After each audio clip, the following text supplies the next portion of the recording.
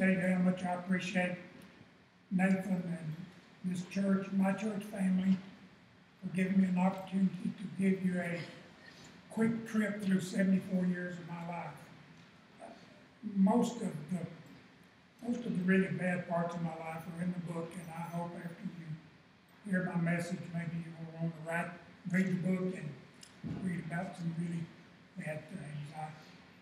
My main focus today was to really kind of talk toward the youth of our church. By the way, Dottie, thank you so much, honey. I love you. And the band was great. I want to speak about my youth primarily, because the youth is where my life started to make such a dramatic change. Not for the good, unfortunately, but for the bad. I was born in a lion shack. For those that do not know what a lion shack is, when you live on a big ranch, they usually have areas to where when you're going out on a cattle drive or out building fence or whatever you're doing, it's a place where you can stop and kind of relax for a little while, and there's usually some canned goods there, and you can rest. Well, when my mom and dad first married, my dad had been a cowboy on this ranch since he was 17 years old. My dad was half Cherokee Indian. My grandmother was full-blood Cherokee. And he was a good cowboy. Chad, I'm going to mess you up for a second. Okay. We can't hear you. Your ear fell off, so we're going to check that first. I thought it was a loudmouth. Try again. Okay. Can y'all hear about the speakers now? We good? No? Still no? Test. Great. Yes. We're going to have to hold on. That's what I did last week. I was afraid of it. First of all, I want to say Philippians 4:13 is my favorite verse. I can do all things through Christ who strengthens me. And that's the absolute truth. Back to the lion shack. My mother was expecting me in the winter of 1939 and 1940. The lion shack had paper stuffed in between the cracks in the wall so we could stay warm. And my mother was out chopping wood just a few weeks before she delivered me.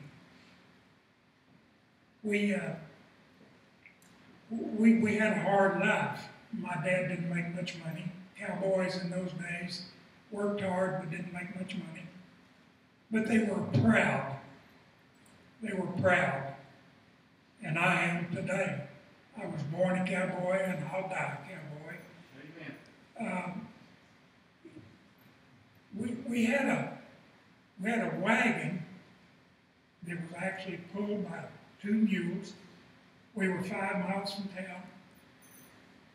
And I can remember, we were there until I was 4 years old. I can remember getting on that old wagon with my father and making that trip to town to buy what few groceries we could buy.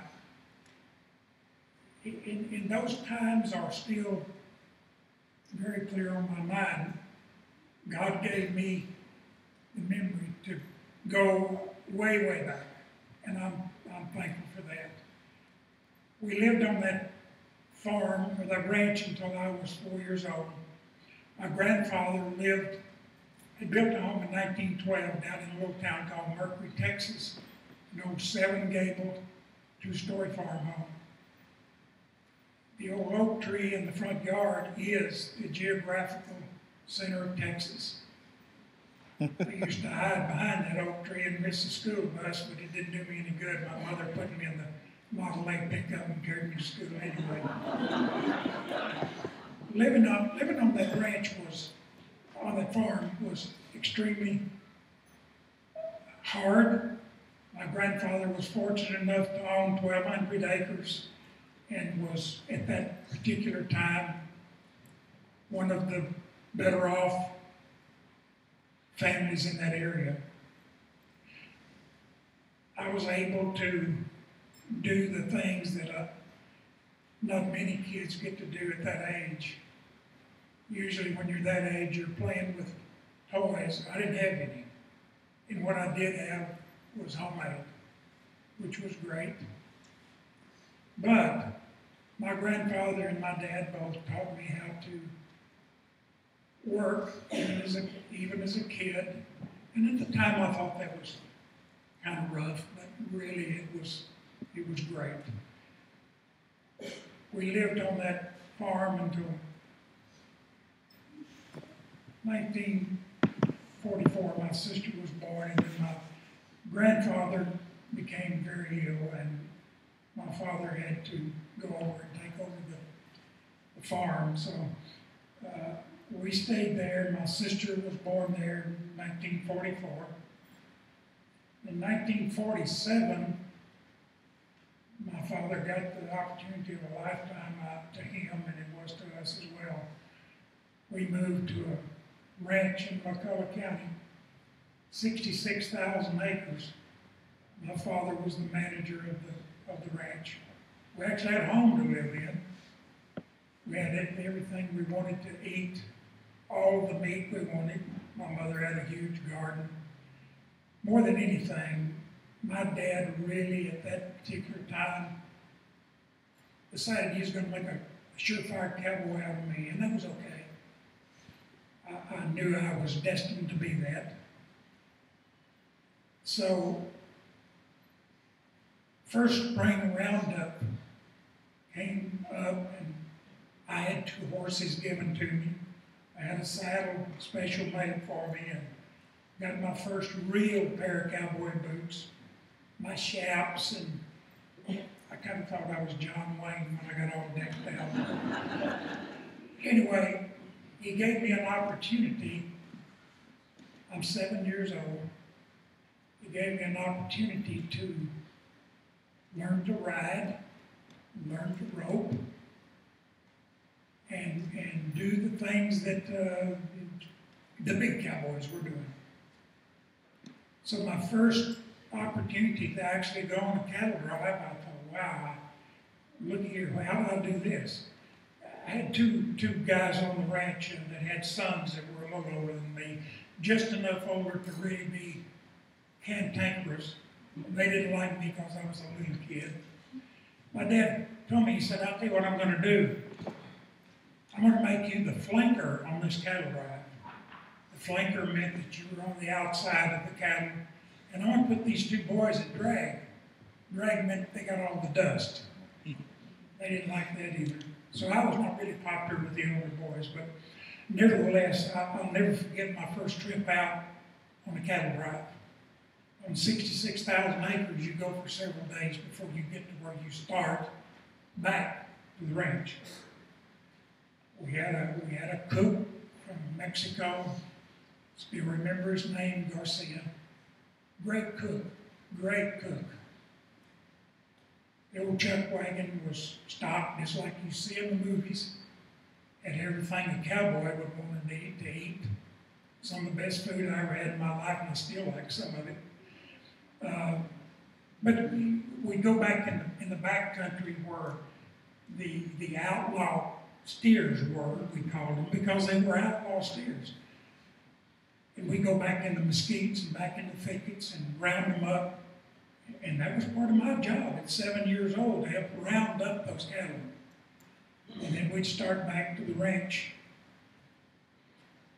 Spending time at night with my dad out under the stars, eating off the chuck wagon, and being as big as most of the other cowboys was pretty neat. It's a time in my life that I will never forget. My dad taught me 3 things that I will never forget. The first one is, and I'm going against that today, son, don't you ever wear your hat in church or in a building. Not ever. So, Dad, I'm sorry. I think I'm okay. Besides that, he taught me, don't ever let me see you disrespect a woman. The third thing he taught me was, don't let me see you ever start a fight, but don't let me ever see you walk away from one. unfortunately, that one stuck pretty home to me because that was part of my problems growing up. I had a chip on my shoulder, I guess, kind of, and dared anybody to knock it off. Unfortunately, it was knocked off several times, but I got to where I could hold my own pretty good. We left the ranch and moved to town as an early teenager, and things really started to fall apart then.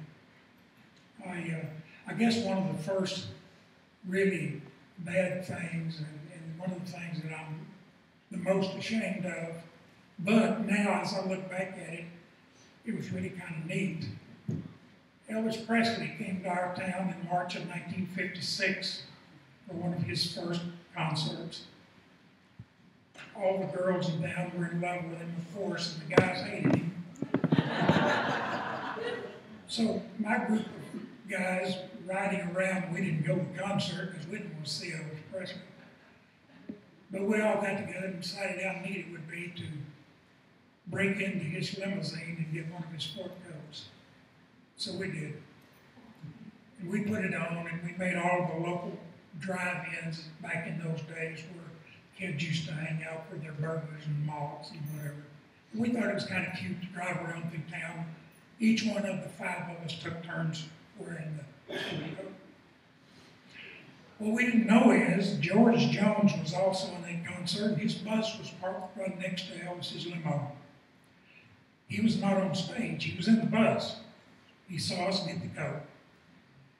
So naturally he turned us in, and the chief of police in town knew all five of us pretty well.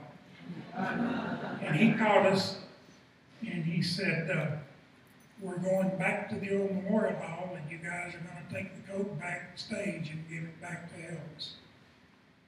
Well, my first thought was, we're going to prison for sure. Carried it back, and he carried us backstage, and I guess Elvis knew that we were scared to death. The chief asked him if he wanted to file charges, and he said, no. I could tell by looking at them, they're scared to death, and they're sorry for this.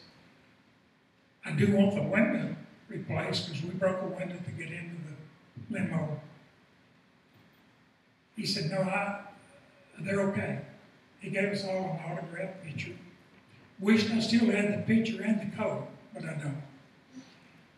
That was kind of the beginning of the bad things for me, and it was all in fun, but it was not right. It was not right.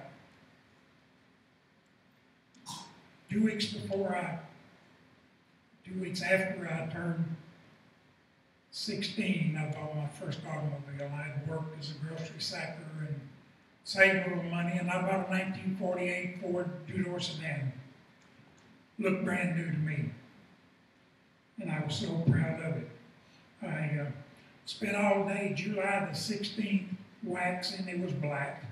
Waxing and polishing, and of course it had all the 1950s stuff on it, the big flipper hubcaps, the fender skirts, the loud pipes, the whole 9 yards. And my father had worked with a gentleman who had a daughter that I grew up with, and I really didn't notice her too much until I was 15, and then she became the first love of my life. So she lived down in the country still. So I got one of my friends to go with me, and we drove down, spent the morning, and she and I went riding. My buddy was a city slicker, so he just sat at the house and talked to her father.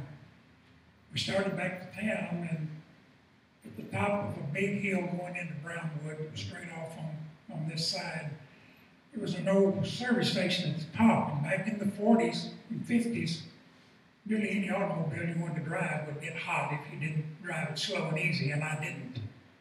So it got hot, and we decided to stop at a little service station at the top of the hill and got a big RC Cola. And when we started over, my buddy, I'd bought the car from his brother, reached over and switched the key off. And then the 40 model Fords, you flip the switch, turn the key, and it locked the steering wheel, just like the newer models. And I had a steering knob on the steering wheel, which all the young boys had back in those days as well. And they had the little highway post, the wooden post with the little reflectors in them on the side. And the minute he locked the steering, I knew that we were going over the side. And I knew I wasn't going over the side. So I opened the door, and when it hit the first one, threw me out of the car, and the car ran over me. But it also saved my life. This boot was right back here. And I don't know how long I was on, my friend rode it all the way to the bottom. I don't know how long I was on the side of the road. He didn't make it back up. Of course, I passed out immediately from the pain. And the ambulance got there and had a rookie gentleman on the ambulance, and the first thing he did was reach up and get my boot and straighten my leg back out, and it was totally crushed. So I was back to enough that I felt the pain from that. And then as they carried me into the back of the old hospital where I was born in Brownwood, and the ambulance turned into the back of the hospital, they didn't secure my leg, and it rolled off of the stretcher and fell apart again. I was in surgery 6 hours that afternoon, putting it back together and putting the plate and the pins in it. And I was in a full cast. That night, a student nurse, bless her heart, came in and turned me over. And when she turned me over, it fell apart again. So the next morning, I went through 6 more hours of surgery. And I was a free bleeder when I was a kid, so I nearly bled to death. I didn't know that till later, but they nearly lost me that night. But I made it. I made it through that. Came out with a bad leg. My leg up until I lost it was totally stiff, completely stiff. I couldn't. And this is where it gets kind of tough for me. I love my mom like we all do. And I think now that I know that she meant well when she said this to me, but she said, son, you're going to have to get an education now because you're a cripple. That didn't sit well with a 16-year-old to be told he's a cripple by his mother. To me, I was not then. To me, I'm not now. I'm well blessed. So I decided the thing I needed to do was to show my mom in particular that, yeah, I can do things with this leg. I did go to school. I went to Texas Tech for 2 years, and that was another bad mistake. I left home. I had a chance to go wild, and I did. I started drinking way too much. I started fighting even more. I just really was not a good person at all. And then the strangest of things happened. In 2005, September of 2005, my mom became very, very ill. Was in the hospital. Diane and I went down to visit, and they were fixing to put a trach in her, and she didn't want that. She said, will you talk to the doctor and find out why? And I said, yes, I will. So I went out and called the doctor and talked to him, and I asked him about the trach. And he said, it's necessary for her to live. And I said, how much longer does she have? And he said, probably 2 weeks. Well, I went back into her room. My mother had peaches and cream complexion at 89, prettiest blue eyes I've ever seen. And I walked up to her bed, and of course the first thing she asked was, what did the doctor say? And I thought, I can't do this. I can't do this. And in my heart, I prayed that God would help me. And as I bent over her bed, I felt like I had a hand this big right here on my shoulder. And I was able to bend over and tell her.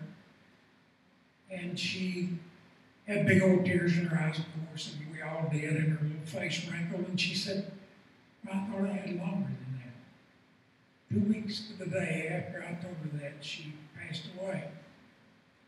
Before that, one of the last little stunts that I pulled with my fist was outside of Burleson.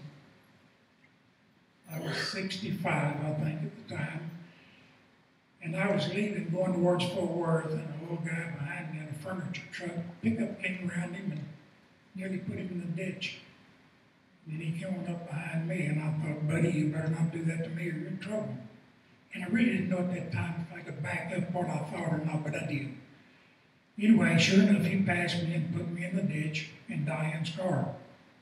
That wasn't good either. So I made up my mind, and I guess the Indian blood, even though I'm a quarter, when my temper gets the best of me, it's bad. But thank God he has toned that down considerably. But I caught him right as he got in front of Hughley Hospital. And I walked up and opened the door and pulled him out of that pickup. I hit him one time and broke his nose and knocked his teeth out. And the little guy in the furniture truck had stopped, and he said, "We better call the police." I said, "Okay." He was back up in his truck by that time, brand new Chevrolet pickup, bled all over the new seats. I didn't care. Called the police out there, and when they got there, they had a rookie policeman with a veteran policeman. And the little furniture truck driver stopped. He said, I had to see this. I knew something was fixing to happen. So the police got there, and the veteran policeman walked up to him, and he told me, he said, "I guess you know this guy could have pulled a gun on you." And I said, "Well, he would have had to, because I was bound and determined to do what I did."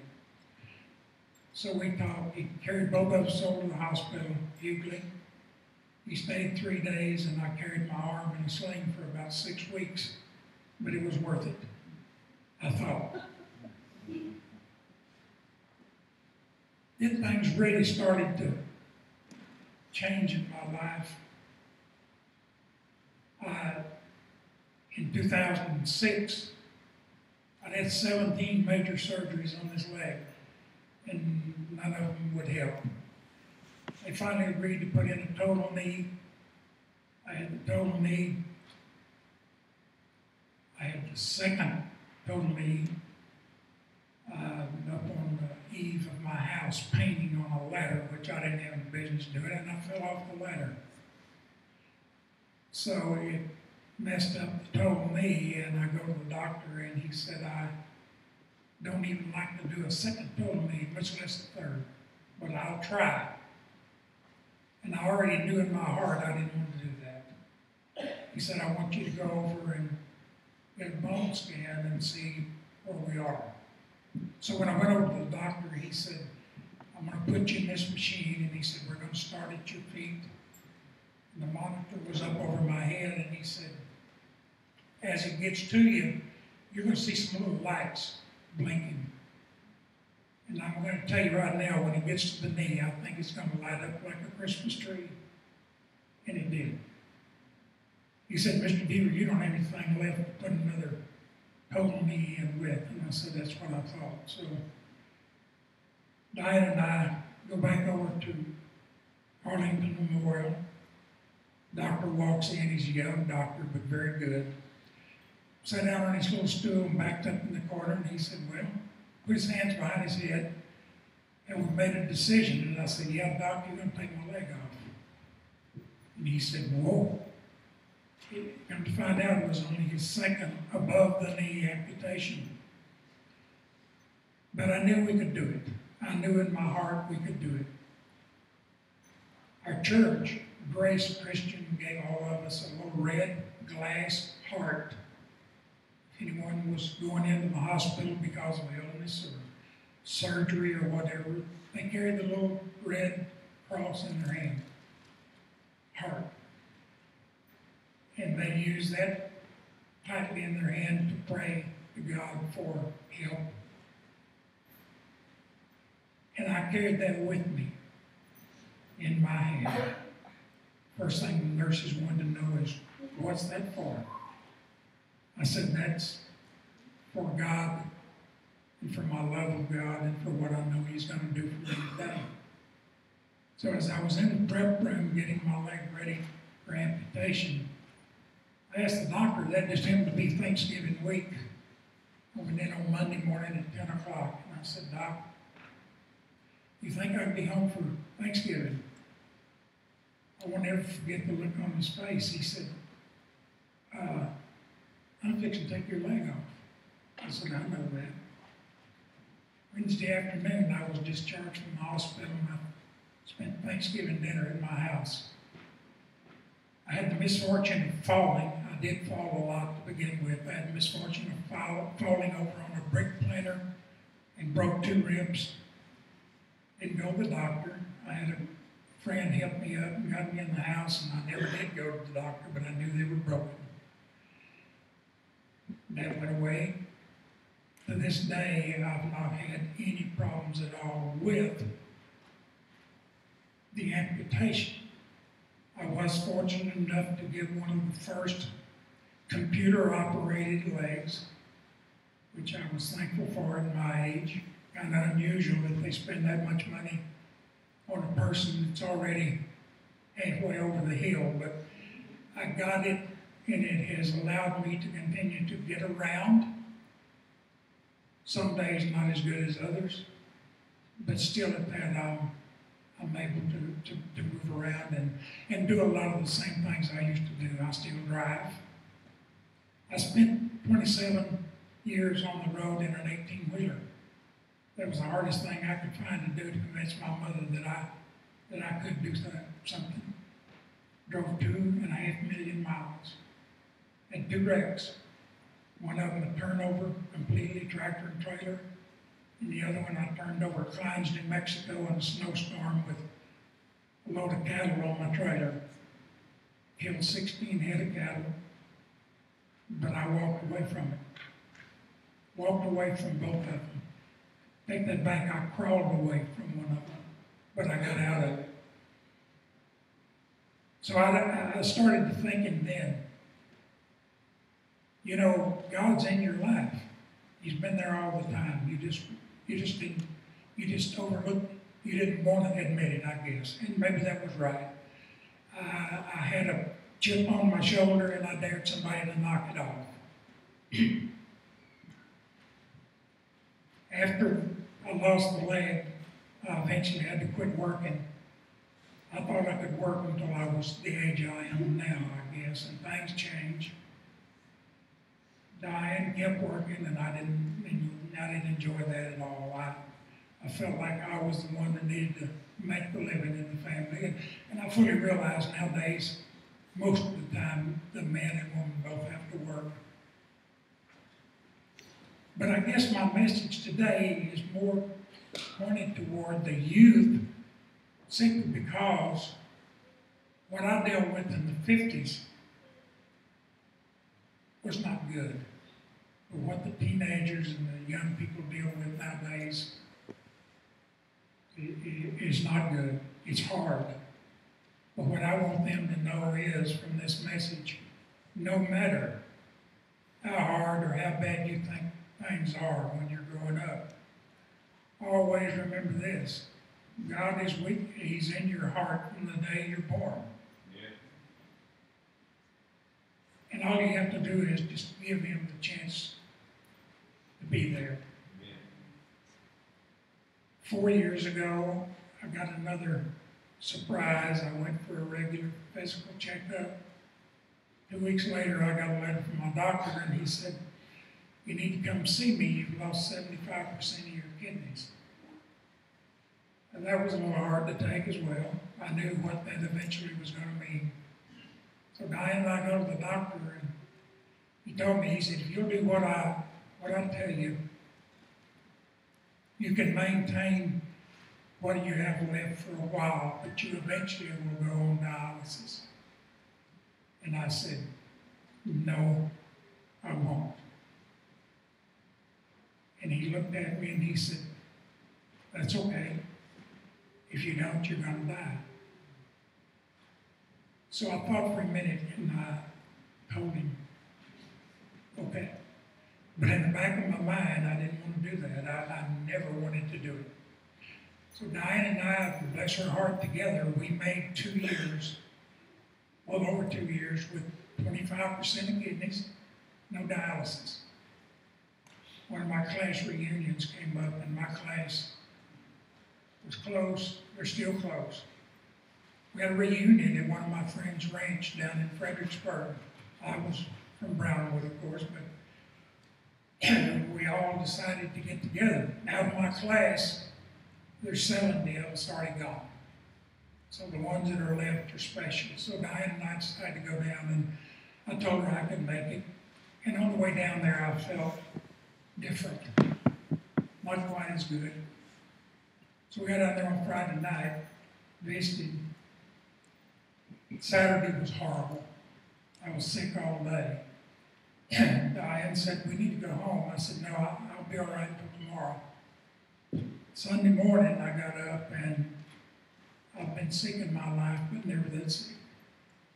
So we started home, and that 250 miles or whatever it is from Fredericksburg to Harris Hospital in Fort Worth was forever.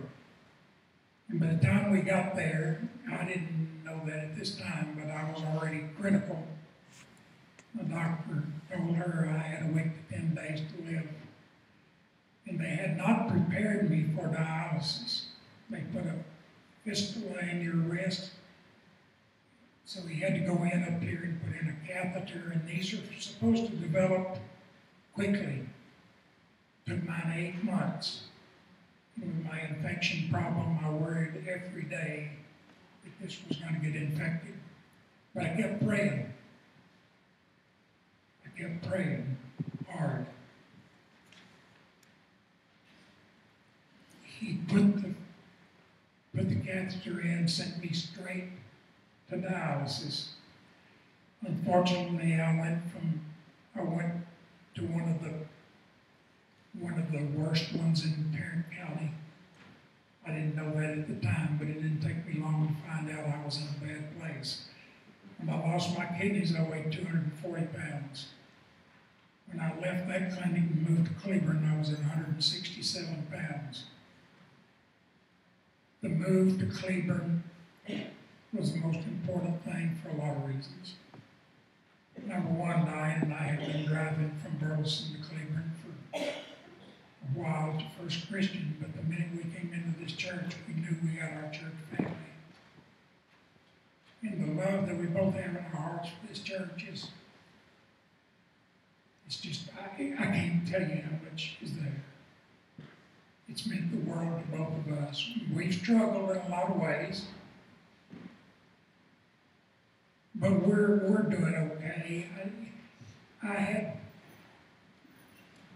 had a couple of things that are extremely important to me, and I need to mention those to you. Another reason that I feel like I know that God is in my life. I didn't serve my country. I couldn't because of my leg, and it always bothered me. I never see a veteran, including you veterans here, that I don't feel lax that I didn't serve my country. But I was told by 2 or 3 veterans after I gave my first testimonial, you need to go talk to some of the veterans about that have lost arms and legs. And I thought, I can't do that. I'm not a veteran. I didn't serve. What can I say to those men and women that did serve? I made up my mind I would make a call to a congressman and see if there was any way I could be put on the list as a civilian to go to Washington and visit Walter Reed Hospital and go to the VA. Because at that time, the Veterans Administration, they were fighting the companies Oser and Autobot Germany, who made these legs. They were against those because of the expenses of them. So I didn't think I'd ever hear anything. I thought, well, this is just time wasted. A few weeks later, I got a call from the congressman, and he said, you're going to Washington, and you're going to fly up with me.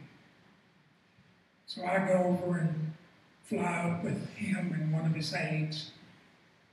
We go to Walter Reed Hospital he and the aide and myself, and we walked in, and I noticed a gentleman over on the right in a suit. Didn't pay any attention to him because I'm a little intimidated and a little frightened at that time. Turned out he was Ollie North. Of course, the congressman knew him, and he came up and they introduced him to me. So knowing who he was, I was pretty impressed by being able to shake his hand. Anyway, I think they had me purposely set up to see certain veterans because my main concern was going in and with my little complaint, and you have a veteran there with no arms or no legs. But anyway, I go into the first room, and it was really kind of weird. In the right bed were the ones that wanted to talk to me. The one in the left bed just didn't seem interested. I go into the first bed, and this Spanish fella is in bed with the little monkey bars, I call them, both legs gone. And I noticed when I walked in, and I walked in just like I am today, minus the hat, but I had it in my hand. He said, "Where are you from?" I said, "I'm from Texas." He said, "I figured that." "Where in Texas?" And I said, "Brownwood, Texas." He looked at me kind of funny, and he said, "I'm from San Saba, Texas." His name was Sergeant Rodriguez. So we visited for a while, and he said, "Man, I love those boots." I said, you can wear them again one of these days." And he looked kind of puzzled. I went on into the next room, and there was a lady in there, a young lady, that had lost an arm here and a hand here. And I really didn't know what I was going to say to her. I lost a leg. She lost basically both arms. So I walked up to her bed, beautiful, beautiful young lady.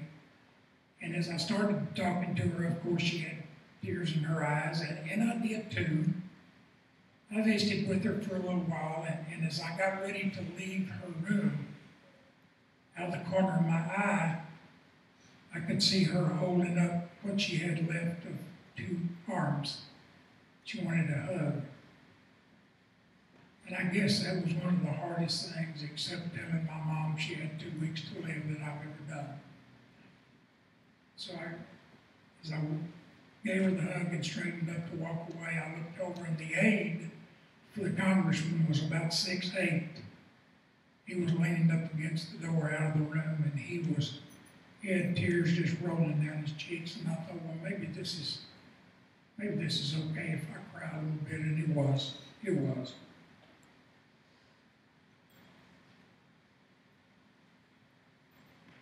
About 2 years ago, I was at work, and I'm in my living room, and I get a phone call. I answered the phone, and this voice on the other line said, "Is this Mr. Deaver?" And I said, "Yes, it is." He said, "This is Sergeant Rodriguez." I like to lost it right there. He said, "My wife and I are in Cleveland. We're on our way to the Fat Stock Show, and we want to come by and see you." I said, "Good, I'll put the coffee pot on." So I did, and when they drove up in front of my house, I'm still at my kitchen sink. They drove up on the passenger side to the curb. The door opened, big pickup truck, door opened, one boot stepped out, and then the next boot stepped out. He had the crutch on each arm, fit around your waist. And he walked, I watched him walk from my curb to my front door. And as I opened the door, we both lost it big time. And I'm not ashamed of that at all. So they came in, and we visited for probably an hour, and he had been through the Audie Murphy Veterans Hospital. They had moved him down there because they specialize now in doing the prosthetic limbs. He had been through all of that, made the trip back to San Saba, to where he was raised, and he wanted to come by and see me. And you know, all of that was God's doing, every bit of it. Right as he would leave, I said, "Sergeant Rodriguez, what about and I couldn't remember her name at the time. I said, what about the young lady next door to you that had lost both arms? He said she passed away. She had pneumonia and she didn't make it. Well, I guess my trip, then I went to the VA. And I'm going to hurry this up, but this is important to me. So I don't think the Cowboys are playing today, but I'll try to get off as soon as I can.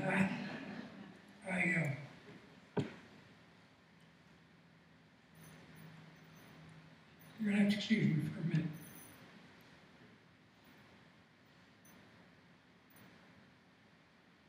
I decided right then, and I had already made up my mind pretty well. Yeah, God's here. He's here. And I'm home. I'm where I need to be for the first time in my life. I have God in my heart, in my life.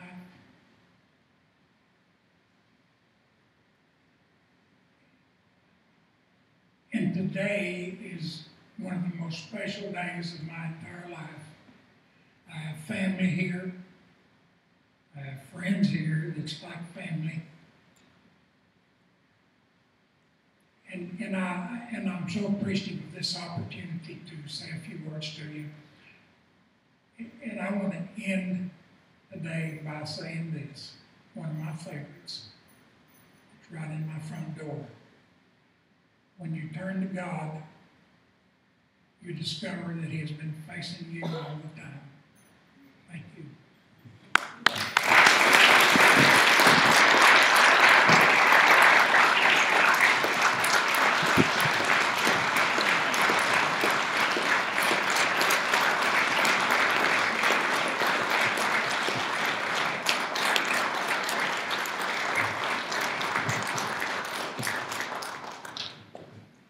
Wow, thank you, Chet, for that powerful testimony. Isn't that true, though? We don't realize that God has been facing us and turned towards us, chasing after us our entire lives until we turn and face God.